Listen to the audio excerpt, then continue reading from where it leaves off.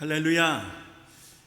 좋으신 우리 하나님께 감사드립니다. 무더운 날씨에 우리 성도님들 건강 잘 지켜가시고 또 주님 많이 사랑하셔서 매일매일 천국을 경험하시고 주와 동행하는 그런 복된 성도의 삶이 되시기를 기억하고 기도합니다. 여러분 모두를 환영합니다. 축복합니다. 이제 성경 인물편 구약의 마지막 선지자 말라기, 오늘 순서로는 34번째 시간이 되겠습니다. 오늘 말라기서를 저희가 간단하게 좀 짧게 공부하고 마친 후에 잠시 브레이크를 갖고 신약 인물편으로 또 이제 돌아올 것입니다. 미리 공지해 드릴 테니까 염려 마시고요. 자, 오늘 지난주에 보내드린 그 유인물과 또 성경 구약의 마지막 말라기 편을 펴놓으시고 제가 이제 기도함으로 시작하도록 하겠습니다. 잠깐 기도하겠습니다. 하나님 아버지, 역사의 주인이신 우리 하나님께서 그때그때 사람들을 세워주시고 하나님의 영광과 뜻을 드러내고 하나님의 말씀을 증거하며 이 땅에 하나님의 뜻을 실현하는 귀한 도구로 하나님의 사람들, 선지자들을 세워주시고 역사하신 것을 저희들이 하나하나 돌아보고 있습니다. 이제 오늘 순서로 34번째 시간 구약의 마지막 선지자 말라기를 저희들이 대하게 됩니다. 말라기서에 담겨진 하나님의 뜻을 저희들이 바로 볼 수 있기를 원합니다. 오늘 이 세대를 살아가는 우리들이 말라기서에 담겨진 하나님의 뜻을 잘 깨닫고 삶 속에 적용함으로 말미암아 이 땅에서 하나님을 기쁘시게 해드리는 하나님의 의를 드러내는 하나님의 공의를 드러내는 교회와 성도들 되게 하여 주시옵소서. 부족한 점 하나님 말씀대로 감춰주시고 하나님의 말씀만 꼭 잘 바르게 전할 수 있도록 하나님 붙잡아 주시옵소서. 감사드리옵고 예수님의 이름으로 기도드립니다. 아멘. 아멘. 자, 인물편, 구약의 인물편 이제 마지막 말라기를 공부합니다. 여러분 유인물의 서론을 들어가기 전에 제가 조금 준비한 내용을 설명드리면서 여러분 유인물에 있는 서론으로 바로 이어가도록 할 것입니다. 그러니까 좀 잘 메모하시고 아니면 잘 집중해서 들어보시기를 바랍니다. 자, 구약의 마지막 선지서 말라기서를 우리가 대하면서 주전 440년에서 430년 정도에 뭐 크게 보자면 400년까지 사이에 기록되어진 말씀으로 보고 있습니다. 여러분이 아시는 대로 남왕조가 다 멸망을 받고 이제 바벨론으로 끌려가지 않습니까? 포로로 끌려가서 그곳에서 살고 있었지만 하나님이 말씀하신 대로 옛 땅으로 고토로 돌아오게 되어집니다. 그리고 그 과정에서 무너진 성벽과 불타버린 성전의 문들을 보수하고 다시 재건하는 일들이 일어나면서 동시에 여호와 하나님께 대한 신앙을 점검하고 신앙이 다시 재건되어지는 신앙의 개혁운동들이 또 일어나게 되어집니다. 여러분이 아시는 대로 느헤미야나 선지자 에스라 같은 인물들이 이 과정을 이끌게 되었죠. 자, 이런 일들이 있고 이제 여러분이 오늘 저와 같이 대하는 선지자 말라기는 이제 구약의 마지막 순서로는 마지막 선지자로 기록되어져 있는데 그가 증가하는 메시지 내용이 그 시대적인 상황을 반영하면서 앞으로 있을 일에 대한 예언적 메시지가 함께 담겨져 있고 강조되어 있는 것을 좀 특이하게 우리가 볼 수가 있겠습니다. 자, 그러면 이 조금 제가 준비한 내용을 먼저 말씀을 드리면은 말라기는 여러분이 이렇게 신앙 서적이라든지 전문 서적을 읽다 보면 혹은 목사님들의 설교나 혹은 성경 공부 때 대선지, 소선지, 대선지서, 소선지서 혹은 소선지자, 대선지자 뭐 이런 표현들을 쓰는 것을 여러분 보셨거나 많이 들어보셨을 것입니다. 대하고 소는 우리 개념에서 더 중요하고 덜 중요하고 이렇게 생각하기가 쉬운데 전혀 그런 것이 아니고요. 대선지서 4개는 그 양에 따라서 구분이 되어졌고, 소선지서는 12권으로 보통 이해를 하죠. 자, 그래서 호세아서부터 말라기까지 12선지자들에 의해서 기록되어진 그 선지서 중에서 오늘 이 말라기는 이제 마지막 기록되어진 소선지서 중에 하나이다라고 말씀드릴 수 있겠습니다. 이사야라든지 예레미야, 에스겔, 다니엘은 대선지서라고 말씀을 드린다면, 소선지서는 이제 이 12권으로 구분이 되어질 수가 있겠습니다. 자, 그러면 호세아서부터 해서 말라기까지 이어지는 그 12명의 그 소선지자라고 말씀드릴 수 있는 이들이 말씀을 기록하고 말씀을 증언하게 된 그 배경이 좀씩 다 다릅니다. 그 아수르 제국을 배경으로 해서 하나님의 계시적 메시지, 하나님의 뜻을 증거했던 선지자는 호세아 혹은 요엘, 아모스, 오바댜, 요나 혹은 미가 같은 선지자들이 있겠고요. 그 다음에 아시리아 제국과 바벨론 제국을 배경으로 해서 하나님의 말씀을 증거했던 선지자는 나훔 혹은 하박국 혹은 스바냐, 이렇게 생각해 보실 수 있겠고요. 메데 바사 제국을 배경으로 해서, 그러니까 포로로 끌려간 그 이후에 쓰임받게 된 선지자들 경우에는 학개라든지 스가랴 혹은 말라기, 오늘 공부하는 말라기, 선지자 말라기가 있다는 것을 참고를 하시고요. 그런 의미에서 이 말라기 선지자는 이 남왕조 출신 배경을 가지고 있는, 그러니까 북왕조, 북이스라엘이 아니라 남왕조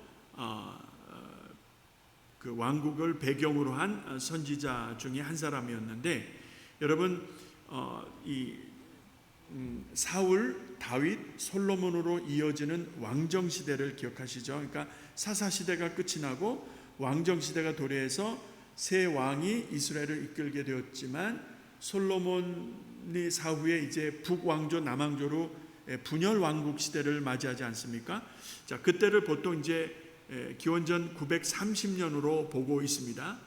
그래서 남왕조 같은 경우는 르호보암이 왕이 되지 않습니까? 그 르호보암 930년 즉위를 기점으로 해서 본다고 하면 시드기야, 그러니까 남왕조의 마지막 왕이었던 시드기야, 두 눈이 뽑힌 채 끌려가는 그 시드기야가 586년 완전히 남왕조가 멸망되어져서 마지막 왕위로 기록되어진 그 기간까지 930년에서 586년으로 이렇게 보신다면 대략 344년 정도의 남왕조 역사를 우리가 볼 수가 있습니다.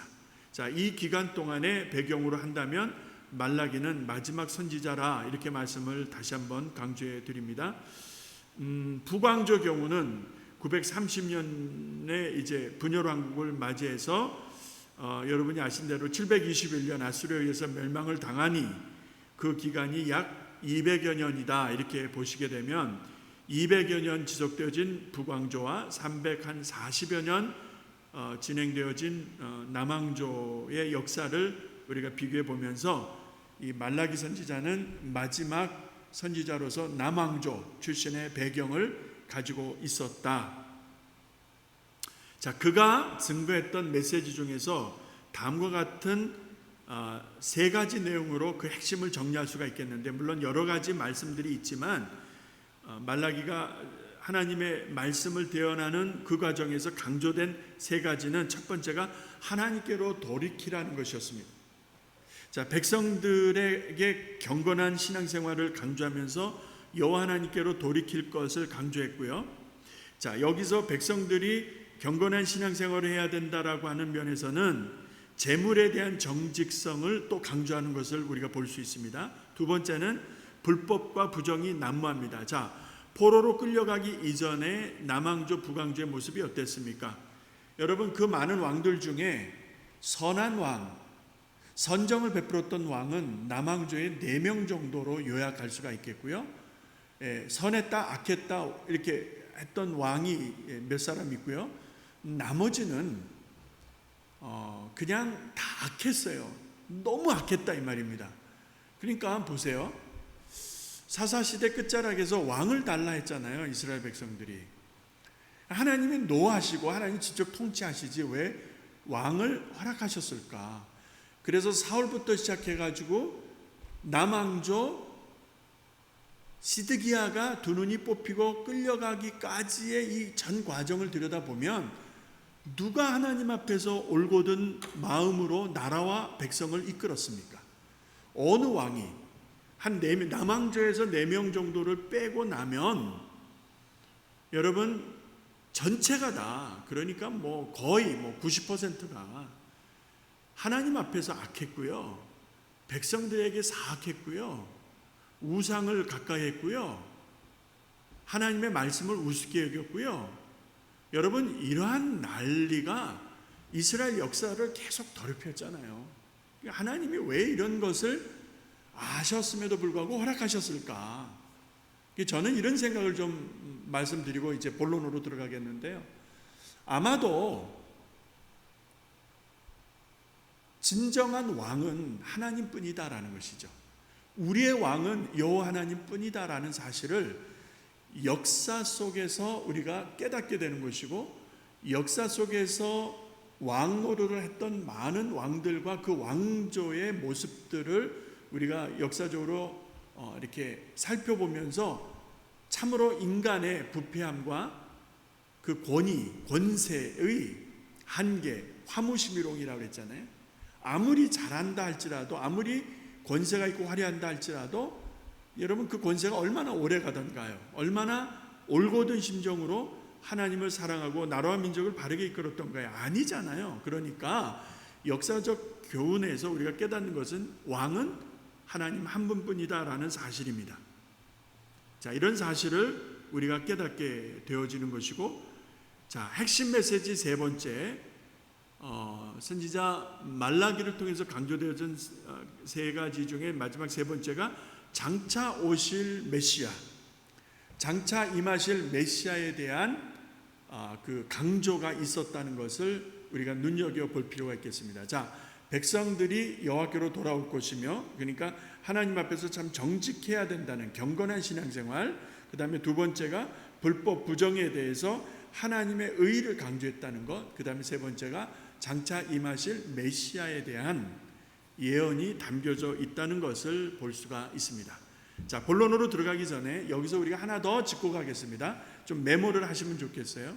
자, 이렇게 말라기가 끝나고 우리가 성경책을 볼 때는 한 장만 넘기면 마태복음이 나오잖아요. 그러나 구약이 끝나고 신약이 시작되어지는 요 사이가 성경 장수를 한두 장 넘기면 나오는 그런 짧은 시간이 아니라 역사적으로 약 한 400여 년의 시간이 흘러갑니다. 이것을 신학적인 용어로 중간기라 이렇게 말씀을 드립니다. 그러니까 구약과 신약이 이어지는 그 과정을 중간기라 말씀을 드리고요. 약 400여 년의 시간이 흘러갑니다. 말을 바꿔서 얘기하자면 하나님이 그만큼 침묵하셨다 이렇게 말씀드릴 수도 있겠습니다. 자, 그리고 등장한 인물이 유대 광야 요단강가에서 회개하라 외치며 죄사함을 얻게 하려고 물세례를 베풀었던 세례 요한의 등장을 볼 수가 있습니다. 그러니까 말라기 선지자 이후에 세례 요한이 등장하면서 너희는 회개하라 그랬잖아요. 회개하라.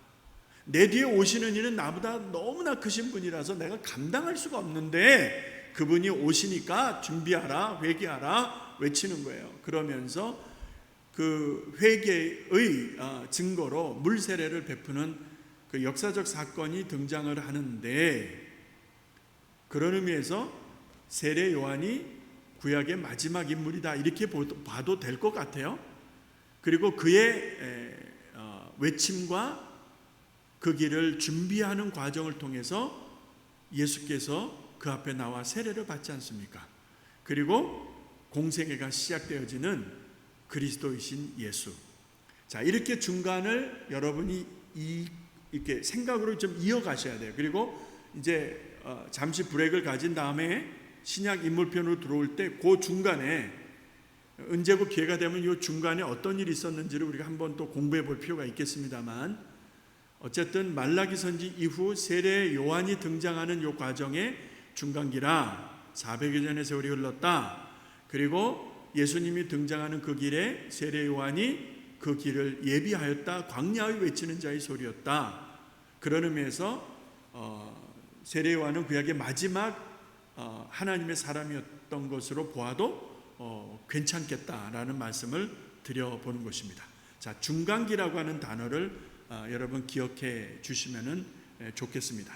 자, 그러면 그런 정도의 이해를 가지고 우리가 본론으로 들어가도록 하겠습니다. 첫 번째 질문을 보시게 되면, 선지자 말라기는 하나님의 사랑에 대한 의심 혹은 하나님의 말씀, 언약에 대한 파기, 말씀에 대한 불순종을 끊임없이 지적을 하였는데, 그때마다 백성들은 변명을 댑니다. 변명을 대는 거예요. 이러이러한 이유 때문에, 이러이러한 환경 때문에 그렇게 해서 변명을 대는 것을 볼 수가 있습니다. 자, 이 상황에서 질문을 드립니다. 백성들이 책망을 받을 때에 마음을 돌이키고 회개하는 것이 아니라, 내가 하나님께 대해서 의심했습니다, 언약을 파기했습니다, 하나님의 말씀에 대해서 불순종했습니다, 자, 이런 거에 대한 변명이 아니라 잘못했습니다, 돌이키고 회개하면 참 좋았을 텐데 그러지를 못하고 변명을 때리는 이스라엘 백성들의 모습을 보면서 오늘 나의 모습, 우리들의 모습을 돌아보자는 것입니다. 오늘 나는 변명하는 사람 아닌가? 하나님의 책망을 받을 때, 하나님의 책망의 메시지를 들을 때 정직하게 고백하는가? 정직하게 나의 잘못을 인정하는가? 아니면 변명 때리고 있는가? 이 부분을 살펴보자는 것이죠.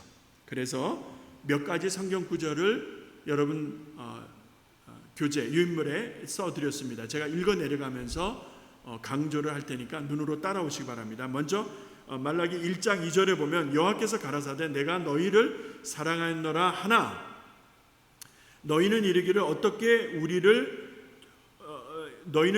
주께서 어떻게 우리를 사랑하셨나이까 하는도다 라고 말씀합니다. 자, 하나님이 사랑하신다라고 말씀하는데 이스라엘 백성들은 어떻게 하나님 우리를 사랑하십니까? 라고 하는 어떻게라고 하는 말이 우리말에 표현되어져 있습니다. 저는 이 어떻게라고 변명을 때리는 백성들의 말과 모습을 묵상하다가 이것은 저는 의심이라고 생각해 보았습니다. 하나님은 계속해서 나를 사랑하신다 하는데, 아이고 나 같은 사람을 하나님이 사랑할 리가 있어요? 의심하는 거죠. 불신하는 것이죠. 나 여호와가 말하노라, 에서는 야곱의 형이 아니냐, 그러나 내가 야곱을 사랑하였고 라고 말씀합니다. 자, 하나님이 사랑하신다라고 하는데 이스라엘 백성들은 아니다라고 하는 거예요. 여러분은 어떠십니까? 하나님이 사랑하시는데 자기 형편이 꿀꿀하면, 자기 형편이 여의치가 않으면, 자기 형편이 나쁘면 하나님이 나를 마치 버린 것처럼, 하나님 나를 사랑하시지 않는 것처럼 자기 마음대로 해석하고 판단하는 그런 경우가 얼마나 많습니까? 아니라 하시겠습니까? 3장 8절을 읽어드립니다. 사람이 어찌 하나님의 것을 도적질 하겠느냐? 그러나 너희는 나의 것을 도적질하고도 말하기를 우리가 어떻게 주의 것을 도적질 하였나이까 하는도다. 이는 곧 11조와 헌물이라 라고 말씀합니다. 하나님께서 우리를 향하여 말씀하십니다. 뭐라고 말씀하십니까? 너희가 어떻게 해서 나의 것을, 하나님의 것을 도적질할 수 있겠느냐? 그러니까 뭐라고 말합니까? 우리가 어떻게 도적질할 수 있겠습니까? 라고 말을 하죠. 여기서 또 어떻게라는 단어가 성경에 쓰여진 것을 보았는데 이것은 부인입니다. 앞서 말씀드린 1장 2절에서는 의심이라는 단어를 가지고 느껴보았다면, 우리가 어떻게 하나님의 것을 도적질했습니까? 라는 이 말은 부인하는 거예요. 내가 언제 하나님의 것을 도적질했어요? 나 도적질 안 했습니다. 불인정입니다. 부인입니다. 자, 여러분은 어떠십니까? 하나님이 이스라엘 백성들에게 너 나의 것을 도적질했어 라고 말씀하실 때 우리가 언제 도적질했습니까? 라고 하는 모습에서 나의 모습을 보는 것 같지 않습니까? 나의 시간이라고 내 마음대로 쓰지 않았습니까? 내 인생이라고 내 마음대로 계획하고 내가 원하는 대로 하지 않았습니까? 내 물질이라고 내 마음대로 썼지 하나님의 말씀에 따라 하나님이 기뻐하시는 일에 하나님의 영광을 위하여 청지기적 사명과 마음과 심장을 가지고 여러분 하나님이 기뻐하시는 일에 초점을 맞추어 그 물질을 사용해 보셨습니까?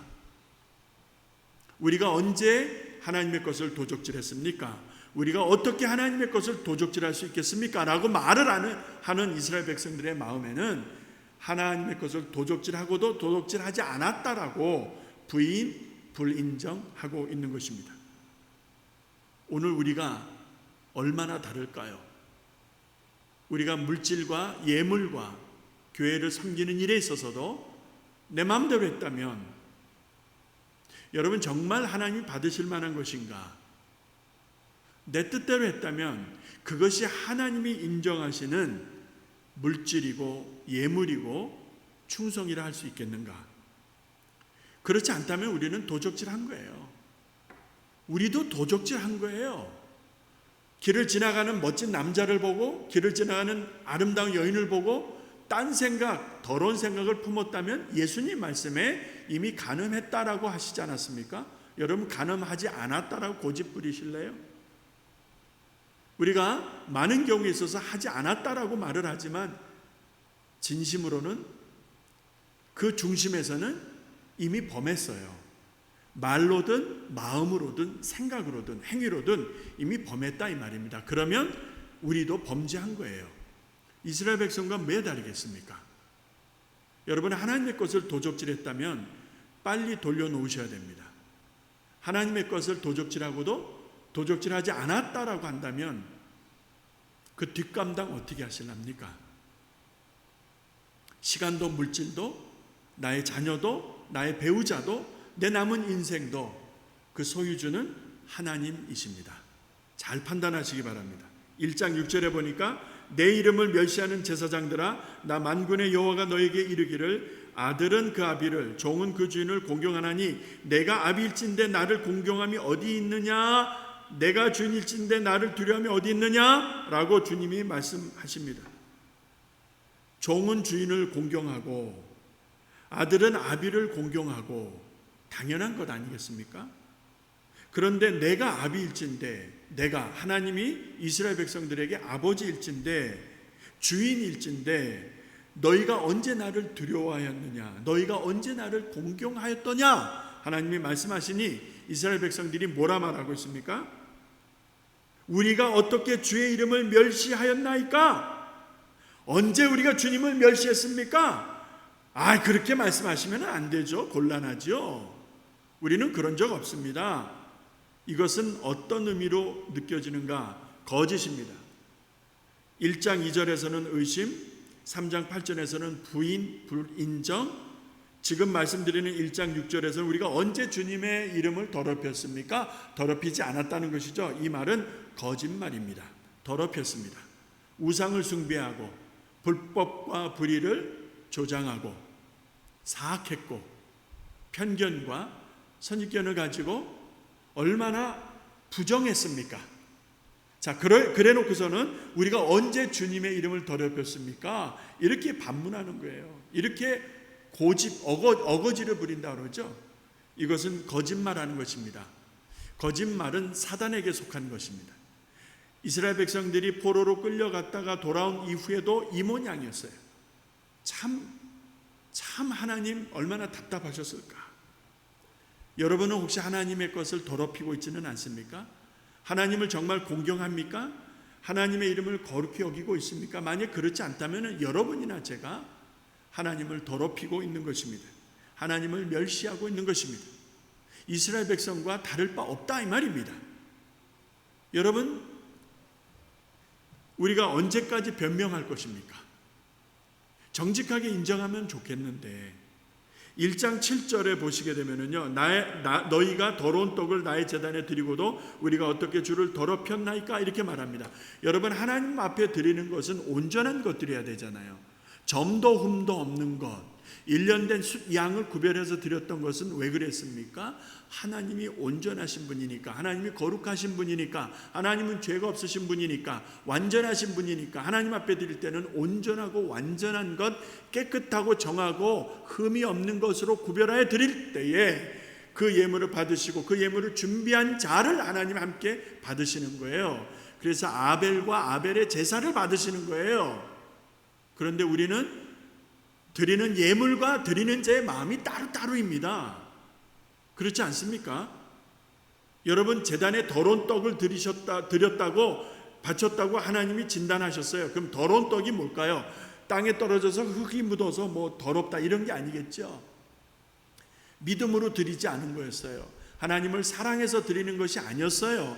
하나님을 공경해서 드리는 것이 아니라 형식적으로 드리는 거였었어요. 마음은 딴 데가 있었어요. 마음은 콩밭에가 있는 거예요. 뭐예요? 우상을 섬기고 불법을 자행하고 사악했던 그들이 형식적으로 제사를 드릴 때에 그 제물을 하나님은 더럽다 하시는 거예요.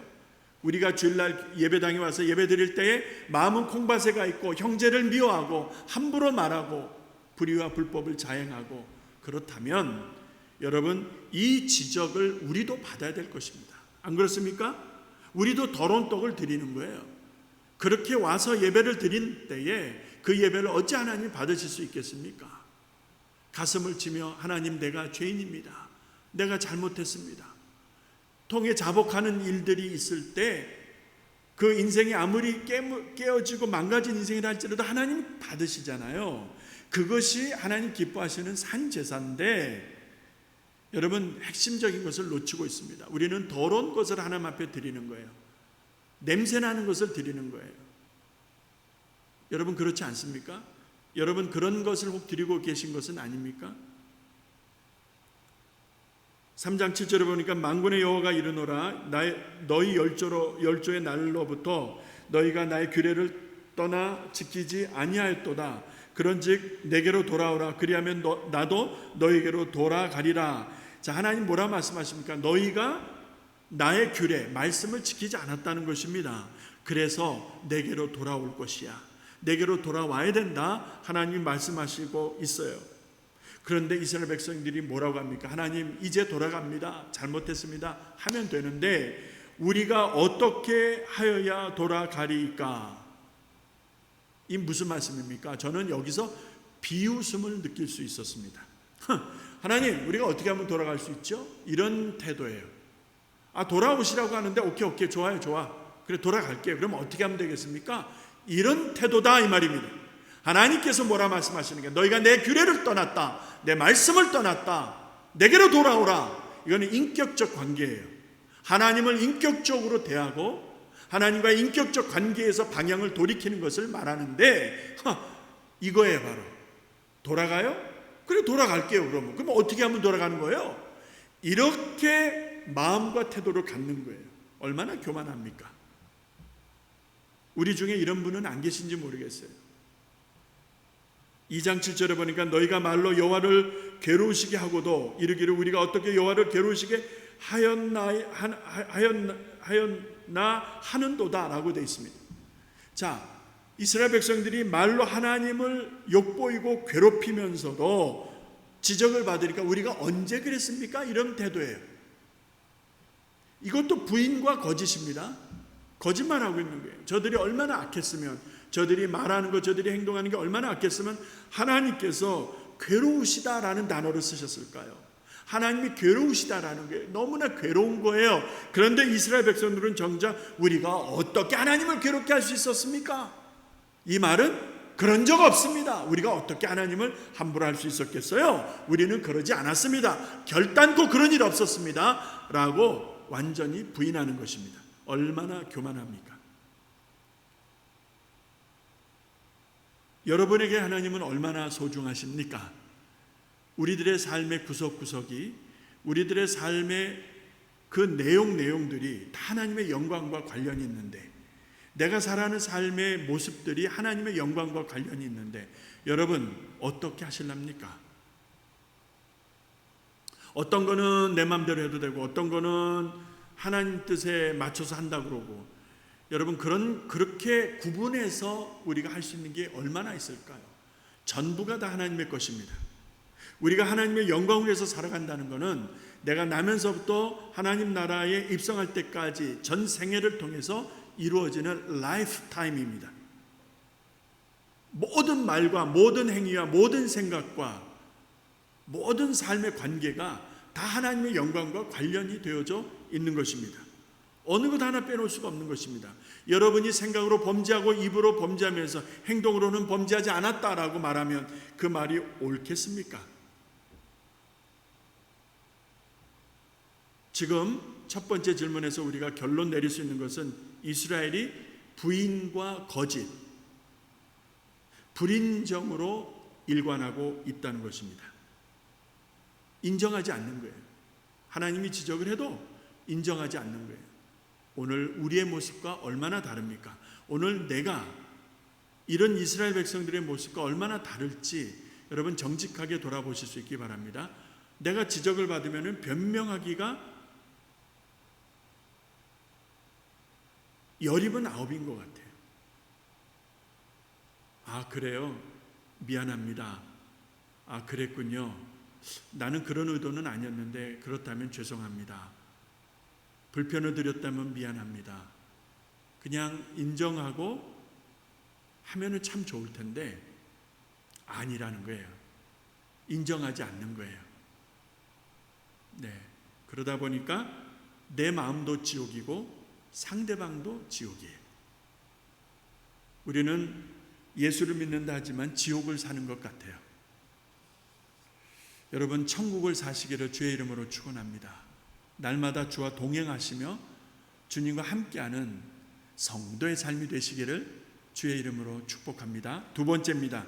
선지자 말라기는 하나님의 이름을 업신여기듯 더러운 떡과 눈먼 생축을 저는 것을 병든 것을 제단에 드린다라고 지적하였다. 말라기 2장 12절 이후에 나오는 말씀들입니다. 자, 이 말씀을 근거해서 현재 우리의 영적인 재물에 대하여 점검하자라고 되어 있습니다. 여러분, 어떻게 예물을 드리고 계십니까? 얼만큼 드리십니까? 라는 말이 아니고요. 어떻게 드리고 계십니까?를 묻고 있습니다. 제가 우리 교회 부임한 이후에 성도들이 얼마 헌금하는지 보지 않습니다. 나름대로 목회자적 철학이 있어서 보지 않습니다. 다만 명단만 전해봤습니다. 그래서 성도들이 누가 헌금했는지를 보고 있습니다. 액수는 저는 모릅니다. 오히려 재정부에 계신 분들이 알 거예요. 저는 모릅니다. 제가 모르다라고 하는 말의 의미를 무관심하고 하면서 지낸다, 이게 아닙니다. 여러분, 제가 여러분들의 헌금과 예물 드리는 것을 위해서 기도할 때에 빼놓지 않고 가장 우선적으로 항상 기도하는 게 뭘까요? 얼만큼 드렸을까일까요? 어떻게 드렸을까의 문제일까요? 예물이 되기 위하여 기도합니다. 다시 말해서 하나님이 기뻐하시는 것이기를, 그런 예물, 그런 헌금, 그런 11조, 그런 감사헌금, 그런 주정헌금, 그런 특정 작정헌금이 되기를 위하여 기도합니다. 여러분, 그 안에 5불이 있든 10불이 있든 20불이 있든 100불이 있든 그 어마운트도 중요할 수 있습니다. 드리는 자의 믿음과 비례할 수 있으니까 중요합니다. 그런데 보다 더 중요한 것은 그 100불이든 10불이든 5불이든 혹은 1불이든 그 드려진 헌금이 어떻게 드려졌는가의 문제를 우리는 간구하고 있습니다. 연복계에 부자가 넣는 연보와 과부가 넣는 그 연보를 우리 주님이 다 보고 계셨다가 그 과부를 극찬하시잖아요. 가장 많이 넣었다라고. 실제적으로는 가장 많이 넣은 게 아니죠. 부자들이 넣은 연보가 더 많지요. 그것이 요즘 말로 하자면은 100불이 될지 1000불이 될지 I don't know. 그러나 많이 넣었어요. 그러나 과부가 드린 연보는 보잘것없는 두동전이에요. 그런데 왜 예수님 그녀가 가장 많은 것을 드렸다라고 말씀하셨을까요? 드리는 자의 중심입니다. 드리는 자의 정신입니다. 드리는 자의 마음입니다. 드리는 자의 믿음입니다. 드리는 자의 중심입니다. 주님은 그걸 보고 계셨던 거예요. 그 부분에 있어서 부자들, 다른 사람들은 합격하지 못했어요. 불합격입니다. 다 자기 의예요. 나 많이 넣는다 라고 자랑하듯 했는지 모르겠어요. 그러나 여인은 그러지 않았다라는 것을 주님의 칭찬에서 확인할 수가 있었습니다. 여러분, 이스라엘 백성들이 하나님의 제단에 더러운 것을 내어놓았어요. 눈먼 생축, 그러니까 병든 그런 짐승들을 제물로 드렸어요. 살지고 좋은 것들은 다 제사장들이 쳐잡수시는 거예요. 병들고 저는 것들은 하나님의 제단에 놓고 좋은 것들은 다 지들이 먹는 거예요. 지들이 누구예요? 제사장들이에요. 주의 종들이다 이 말입니다. 지 배를 채우는 거예요. 자기 배를 채우는 거예요. 이런 불법과 악이 어디 있단 말입니까? 사랑하는 성도 여러분, 여러분 앞에 있는 저는 그러지 않으려고 애를 씁니다. 그럼에도 불구하고 있는 실수라면 용서하시기를 바랍니다. 그럼에도 불구하고 저의 허물이 보인다면 여러분 가려주시기를 바랍니다. 제가 정신을 가지고 믿음을 가지고 의도적으로 이렇게 눈먼 것, 더러운 것, 저는 것, 병든 것을 하나님 앞에 드리지 않았습니다. 한 번도 그런 적이 없습니다.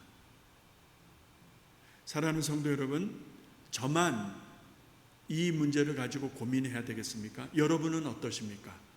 여러분은 어떤 것을 제단의 제물로 내어놓고 계십니까? 형식적인 제물, 사람들이 보니까, 장로니까 권사니까 집사니까 주지 않으면, 내놓지 않으면 안 되겠으니까 여러분 그런저런 행동으로 내놓았다고 한다면 그것은 이미 예물이 아닙니다. 그래서 1번에서 4번까지 나의 몸, 나의 헌금, 나의 선행, 나의 전도에 대해서 실예를 들어서 말씀을 드렸습니다. 하나님이 받으시는, 하나님이 정말 기뻐하시는 예물이 무엇일까? 이스라엘 백성들이 저는 것, 더러운 것, 병든 것, 이런 것들을 내어놓았을 때 하나님이 진노하셨던 것처럼 오늘 우리가 이러한 제물로 하나님의 제단을 더럽혔다면 어떻게 회복될 수 있겠는가? 1번에 나의 몸, 로마서 12장 1절, 2번에 나의 헌금, 빌립보서 4장 18절 19절, 3번 나의 선행, 히브리서 13장 16절, 4번에 나의 전도, 로마서 15장 16절의 말씀을 통해서 여러분 확인해 보실 수 있기를 바랍니다. 제가 이렇게 한두 가지만 좀 강조해 드린다면요, 우리가 하나님 앞에 기뻐하시는, 하나님 기뻐하시는 예물을 드린다고 할 때 우리의 몸을 먼저 생각할 수가 있어요. 그래서 로마서 12장 1절에 너희 몸을 하나님 기뻐하시는 거룩한 산제사로 드리라. 그러니까 우리의 몸이 하나님이 기뻐하시는 도구가 되어야 되는 거예요. 그러니까 내 몸을 함부로 혹사하거나 더러운 병기가 되면 안 돼요. 악한 일에 쓰여지면 안 된다 이 말입니다. 내 몸이, 내 마음이 하나님 앞에 옳은 일에 쓰임 받아야 되는데 그것이 바로 산제사, 거룩한 산제사라는 그 자체가 바로, 그러니까 내가 옳은 일에 쓰임 받으면은 그 자체가 벌써 거룩한 산제사, 산제물이 된다 이 말입니다. 두 번째, 헌금입니다. 몸뿐만 아니라 내가 드리는 물질, 그 헌금을 어떻게 드려야 되는가 보았더니 빌립보서 4장 18절 19절에 하나님이 받으시는 향기로운 제물이 있고요, 하나님을 기쁘시게 하는 것이 있어요. 여러분, 하나님이 기뻐하시는 헌금 어떤 것일까? 하나님이 향기롭다 말하시는 제물은 어떤 것일까? 여러분 생각해 보셨습니까? 정직한 거예요. 5불을 드리든 1불을 드리든 10불을 드리든 더 많이 드리든 그 예물이 정직해야 됩니다. 정직이라는 말은 다른 말로 깨끗해야 된다 이 말입니다.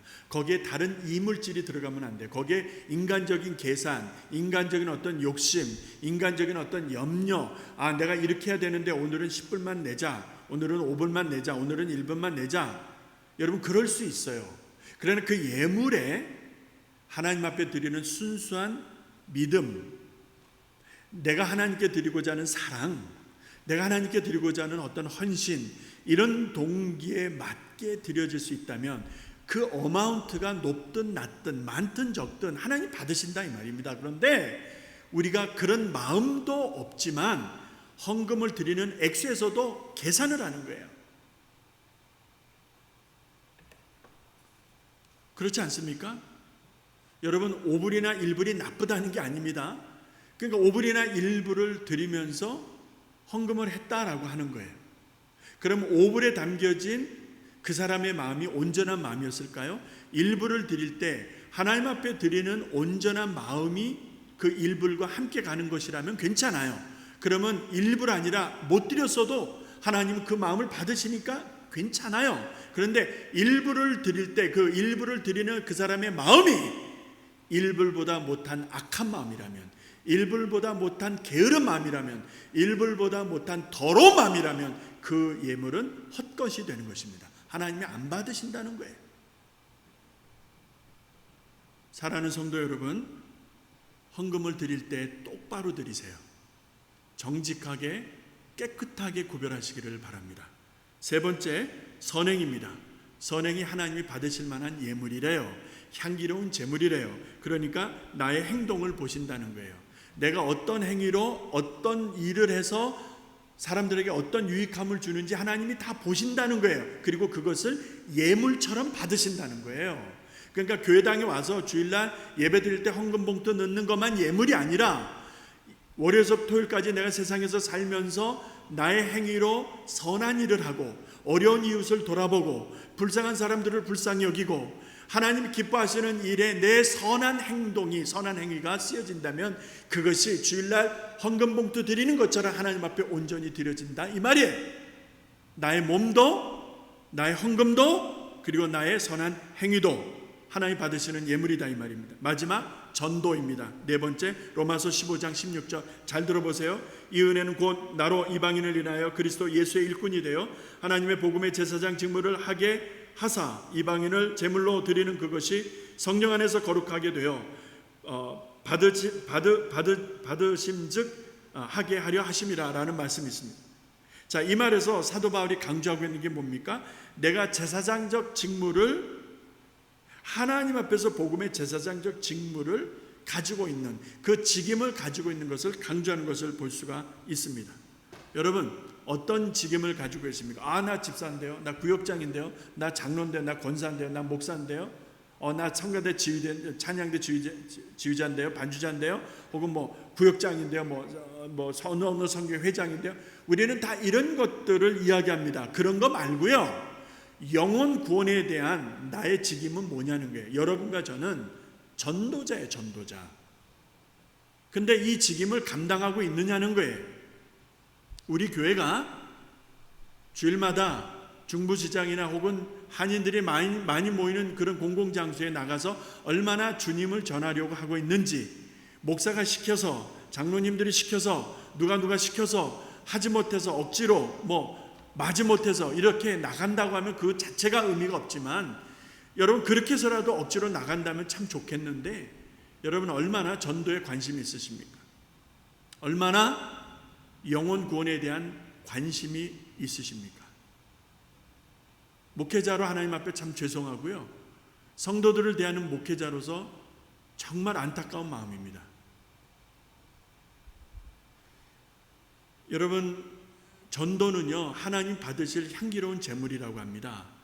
여러분, 주일 예배당에 오셔서 예배 드릴 때 헌금함에 헌금 봉투 넣는 그 행위보다 더 귀하게 하나님 받으신다는 거예요. 내가 한 영혼을 관심 갖고 전도하며 다가갈 때에 그 영혼에 대한 나의 모습을 하나님이 제물처럼, 예물처럼, 향기로운 예물처럼 받으신다는 거예요. 그러니까 하나님이 얼마나 기뻐하시느냐라는 것을 우리가 유추해 볼 수가 있겠지요. 전도하지 않으면 반대로 여러분에게 구린내가 나는 거예요. 구린내. 아무리 좋은 향수로 뿌리고 해도요, 하나님 보실 때는 여러분한테는 구린내가 나는 거예요. 똥냄새가 나는 거예요. 죄송합니다, 이런 표현을 해서. 사실인데 어찌합니까? 영혼 구원에 대한 관심도 노력도 애씀도 없다면 여러분 똥냄새 풍기고 있는 거예요. 구린내 난다 이 말입니다. 로마서 15장 16절에 사도 바울을 통해서 하나님이 말씀하시듯, 또 히브리서 13장 16절에 하나님이 말씀하시듯, 또 빌립보서 4장 18절 19절에 말씀하시듯 보면 하나님이 받으시는 것이 있다는 거예요. 그런데 그 받으시는 것이 향기롭대요. 하나님을 기쁘시게 하는 거래요. 그런데 그것이 우리의 몸일 수도 있고 헌금, 돈일 수도 있고 우리의 선한 행위일 수도 있고 다른 사람을 위하여서 전도하는 전도의 행위일 수도 있다는 거예요. 그러니까 여러분이 전도하면 하나님이 기뻐하신다는 거예요. 여러분이 전도하지 않으면 하나님이 정말 sad, 하나님 슬퍼우신다는 거예요. 우리가 전도 안 하잖아요. 전도에 대한 열정이 없잖아요. 전도에 대한 관심도 없잖아요. 전도에 대한 기도도 없잖아요. 그렇다면 하나님은 얼마나 기뻐하실까? 레이크안인 장로교회가 이 나일스 지역에 82, 57 해리슨 스트리트에 있는 이 레이크안인 장로교회의 존재 목적이 뭘까? 심각하게 고민하지 않을 수가 없습니다. 가장 중요한 전도, 가장 중요한 영혼 구원에 대한 책임도 고민도 없다면 여러분 성도라 말할 수 없습니다. 하나님의 자녀라 말하시면 부끄러운 거예요. 우리의 몸과 우리의 헌금과 우리의 선행과 우리의 전도를 통해서 하나님 기뻐하시는 향기로운 제물을 드리듯 우리도 그렇게 드려야 될 줄로 믿습니다. 이제 마지막 세 번째입니다. 선지자 말라기는 경건한 생활 첫 걸음을 부부의 경건에 대해서 강조하고 있습니다. 가족의 경건한 생활입니다. 경건치 않은 가정은 하나님을 괴롭게 한다는 것이죠. 하나님 미워하시는 것은 이혼 혹은 아내 학대, 아내에 대한 어떤 핍박, 배신 이런 것들입니다. 그러므로 젊어서 얻은 아내, 서약한 아내, 이런 아내를 귀히 여기고 사랑해야 한다는 것이죠. 그래서 그 아내와 함께 결혼한 목적을 하나님이 묻고 계신 것을 볼 수 있습니다. 그래서 말라기 2장 15절 16절에 보시게 되면 여호와는 영이 유여하실지라도 오직 하나를 짓지 아니하셨느냐 어찌하여 하나만 지으셨느냐 이는 경건한 자손을 얻고자 하심이라. 그러므로 내 심령을 삼가 짓기 어려서 취한 아내에게 괴사를 행치 말지어다 라고 되어 있습니다. 자, 내가 젊어서 취한 아내에게 괴사를 행치 마라. 여러분, 젊어서 얻은 아내를 이렇게 아내에게 괴사를 행치 말라라는 말은 무엇을 의미하는 것인가? 자, 하나님이 이 마지막 때에 원하시는 것은 경건한 자손을 얻고자 하시는, 경건한 백성을 일으키고자 하시는 거예요. 하나님의 백성들을 일으키고자 하시는 하나님의 뜻이 있는데, 그러므로 내 심령을 삼가 지키라는 거예요. 자, 이 하나님의 백성들이 일어나기 위해서, 이 마지막 때 하나님의 백성들이 거룩한 백성으로 일어서기 위해서 각자의 심령을 지켜야 된다는 거예요. guard 한다는 거죠. 내 마음에 guard를 두는 거예요. security guard. 지키는 자를 두어서 내 마음이 빼앗기지 않고 흔들리지 않고 무너지지 않도록 내 마음을 지켜야 된다는 거예요. 그 목적 중에 하나가 아내에게 괴사를 행치 않기 위해서, 다시 말해서 가정을 가정답게 세워가기 위해서 아내에게 함부로 하지 않기 위해서 내 마음을 지키고, 내 마음을 지킴으로 하나님의 거룩한 백성들을 이 시대에 일으키고자 하는 하나님의 뜻이 담겨져 있는 것을 볼 수 있습니다. 자, 그러면 오늘 우리말에 아내에게 괴사를 행치 마라라는 이 말을 영어 성경에서 찾아보니까 이렇게 되어 있습니다. Do not break faith with the wife 라고 되어 있습니다. Do not break, 깨지지 마라, 깨트리지 마라, 부서뜨리지 마라. With the faith, faith with the wife.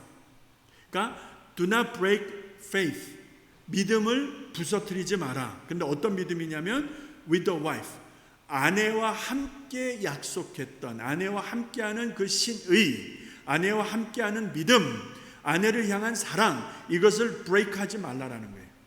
하나님의 명령입니다. 말라기 2장 15절 16절을 여러분 눈여겨보시기 바랍니다. 그런데 우리는 아내를 함부로 대해요. 특별히 남자분들 잘 들으시기 바랍니다. 아내 말을 듣지를 않아요. 아내를 억압합니다. 아내를 핍박합니다. 정신적으로, 육체적으로 아내를 핍박하는 거예요. 여러분 오해 없이 들으시기 바랍니다. 제가 동부 지역에 있었을 때 제가 섬기던 교회에 젊은 부부가 있었어요. 한번 말씀드렸을 것 같은데, 그 젊은 부부, 그 남자의 아버지는 장로님이고 권사님이세요. 아주 두 네 분 괜찮으신 분이었는데, 근데 그 젊은 부부가 아버지 세탁소에서 일을 해요. 특히 이제 아들이, 부인은 이제 또 다른 데 가서 일을 하고, 그러니까 저녁이면 가족이 모이는 거예요. 자, 모이면은 하루 종일 일하고 와서 얼마나 힘듭니까? 남자도 아내도 다 힘들잖아요. 아내는 우는 애를 봐가면서 반찬 만들어서 밥을 준비합니다. 근데 남편은 뭘 하는지 아세요? TV 앞에 앉아 있습니다. 손 하나 깜짝 안 해요. 애가 울어도 봐주질 않아요. 애 좀 보라고 밥하고 있으니까. 그러면은 애를 보는 척하지만 다시 TV를 보는데 그 TV가 뭐냐면 성인용 게임입니다. 게임에 빠져 있는 거예요. 자, 그렇게 해서 어떻게 해서 밥을 차려서 밥을 먹습니다. 그럼 아내는 기진맥진해서 침대에 쓰러집니다. 그러면 남편은 씻지도 않은 그런 몸으로 아내를 덮칩니다. 그러기를 시시때때로 그러기를 계속 반복하는 거예요. 아내가 애를 데려가서 울면서 제 아내하고 상담을 한 적이 있었어요. 근데 상담을 할 때 제가 충격적인 표현을 듣습니다. 그 젊은 아내는 목사인 저에게 목사님 저는 매일 강간을 당합니다. 이렇게 이야기를 했어요. 제가 말문이 막혔어요. 목사님 저는 매일 강간을 당합니다. 사랑하는 성도 여러분, 내 옆에 있는 아내, 내 옆에 있는 남편, 하나님의 선물이잖아요. 아내가 남편을 존경하지 않으면 남편이 누구에게 존경받을 수 있겠어요? 남편이 아내를 내 몸처럼 우리 주님이 십자가 지시고 교회를 사랑하셔서 십자가에서 죽으신 것처럼 그렇게 사랑하시는 사랑으로 아내를 사랑하지 않는다면 아내가 어디 가서 대접받을 수 있겠습니까? 남편이 아내를 귀히 여기고 아내가 남편을 귀히 여기는 것은 근본입니다. 근본. 하나님, 창조주 하나님이 정하신 근본 이치입니다. 그런데 이 근본 이치가 남자들의 고집과 아집으로 깨어지고 망가진 가정과 부부관계가 한둘이 아닙니다. 자기 마음대로 하는 거예요. 부인은 인격체가 아닙니다. 우리 성도들 가정 가운데 혹 이런 분들이 계신지 모르겠어요. 오늘 하박국이 아니라 말라기 2장 15절과 16절의 말씀에서 여러분 잘 묵상하시고 하나님이 무엇을 말씀하시는가. 하나님이 아내에게 괴사를 행치 말라고 했잖아요. Do not break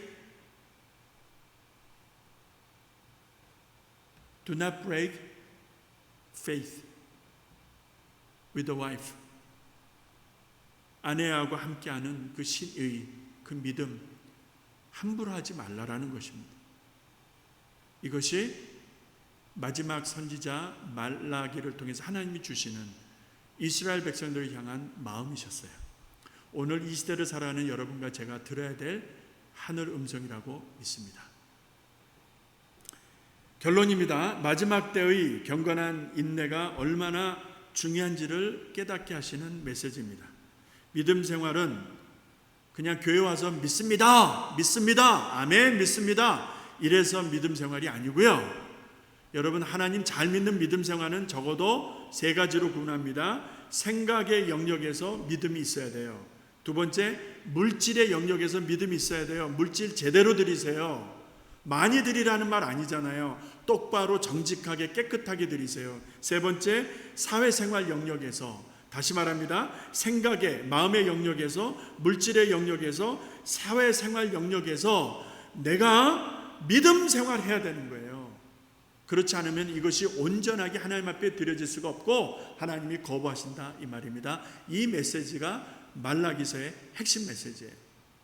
더불어서 다시 오실 메시아에 대한 예언이 담겨져 있습니다. 마지막에 참 경건을 힘써야 됩니다. 그러기 위해서 한 예로 11조를 드리지 않는다면, 여러분 중에 하나님 앞에 헌금을 드리지 않는다면 그 드리지 않는 이유가 무엇인지를 잘 생각하시기 바랍니다. 하나님 앞에서 옳다 여기시면 드리지 마세요. 그런데 하나님 앞에서 옳지 않다라고 하시면은 여러분 잘못하고 계시는 겁니다. 하나님 앞에 드리는 헌금이죠. 자, 헌금은 하나님의 것입니다. 그러므로 헌금을 집행하는 자들은 또한 역시 두려운 마음으로 바르게 정직하게 틀림없이 이 헌금을 집행해야 됩니다. 교회에서 이 일을 맡은 자들이 똑바로 하지 않으면 교회가 어렵습니다. 자, 직임을 맡은 자들이 헌금을 바르게 집행할 때에 하나님이 기뻐하시고 교회가 평안하여 든든히 세워져 갈 줄로 믿습니다. 할렐루야. 자, 이제 구약 인물편을 다 마쳤습니다. 잠깐 브레이크를 갖고 휴식을 하고 여러분 신약 인물편으로 돌아올 테니까 좀 쉬시고 기도하시다가 동참해 주시면 되겠습니다. 자, 지난 시간에 지난 주일에 광고 드렸던 주요 광고 다시 한번 제가 강조하고 기도하고 마치겠습니다. 자, 주일 2부 예배는 지금처럼 11시에 계속 드리고요. 1부 예배는 8월 첫째 주일부터 오전 8시에 진행되어집니다. 11시에 한 번 있는 예배에 못 오고 계셨던 분들은 8시에 오셔서 1시간 남짓 진행되어지는 1부 예배 8월 첫 주부터 시작된다는 것 아시고 지금부터 잘 시간 준비하셨다가 주일 예배 때 뵐 수 있기 바랍니다. 더불어서 당회에서 결의가 된 것은 7, 8월의 모든 주중 집회는 다 쉬겠습니다. 그리고 9월이 들어가면 저희들이 새롭게 준비해서 다시 진행할 것을 지난 주일에 말씀드린 바 있습니다. 잘 참고하시기를 바랍니다. 새벽 혹은 금요 혹은 주중 성경 공부 다 동일하게 적용됩니다. 다만 성경 공부는 혹시 영상이든 음성 파일이든 혹 준비가 돼서 진행이 될 계획이라면 미리 공지를 하겠습니다만 가능하면 7, 8월을 좀 쉬는 쪽으로 생각은 하고 있습니다. 여러분 추후에 자세한 광고 드리도록 하겠습니다. 그리고 교회 주보는 7월 첫 주부터 이번 주부터 교회에서 배부합니다. 이제 메일로 보내지 않습니다. 참고하시기 바라고요. 주중 성경 공부 이미 말씀드린 대로 그렇게 적용해서 말씀드렸습니다. 그 외에 또 변경될 사항들이 좀 있긴 한데요. 추후 주보나 이렇게 예배 시간 광고를 통해서 공지해 드리도록 하겠습니다. 자, 무더운 날씨가 계속되고요. 요새 교회 화단에 우리 정일국 집사님을 중심으로 해서 여러 교우들이 오셔서 이렇게 정리하시고 또 나무도 심어주시고 해서 다들 분주하십니다. 여러분 그렇게 하시고 또 시간이 되시면 오셔서 또 이렇게 함께 해주시고 또 시원한 물도 좀 사서 보내주시고 정말 더운 날씨에 수고들 많이 하시거든요. 좋은 결과 화단이 잘 깨끗하게 정리될 수 있도록 관심과 기도를 부탁드리겠습니다. 이제 제가 기도함으로 그동안 34번째 시간까지 진행되어져 온 모든 구약의 성경 인물편 이제 마치도록 하겠습니다. 하나님 아버지 고맙습니다. 은혜로 34번째 시간 진행되어졌습니다. 인물편에 담겨진 역사적 사건과 그 하나님의 교훈을 잘 새기게 하시고 마음에 담게 하사 하나님 기뻐하시는 일에 하나님 영광 받으시는 일에 우리네 인생들 조금 더 흠이 없이 쓰임받게 하여 주옵소서. 이제 장차 오실 주님의 그 날을 준비하는 깨어있는 지혜로운 다수처녀와 같이 우리의 믿음이 늘 주님을 사랑하고 주의 길을 예비하는 하나님의 백성들 하나님의 교회가 되게 하여 주옵소서. 부족한 점 붙잡아 주셔서 인도해 주신 것 감사드렸고 예수님의 이름으로 기도합니다. 아멘. 고맙습니다. 그동안 참여해 주신 여러분들께 진심으로 감사드리고 또 새로운 모습으로 신약 성경 인물편으로 찾아뵙도록 하겠습니다. 또 승리하시기 바랍니다. 감사합니다.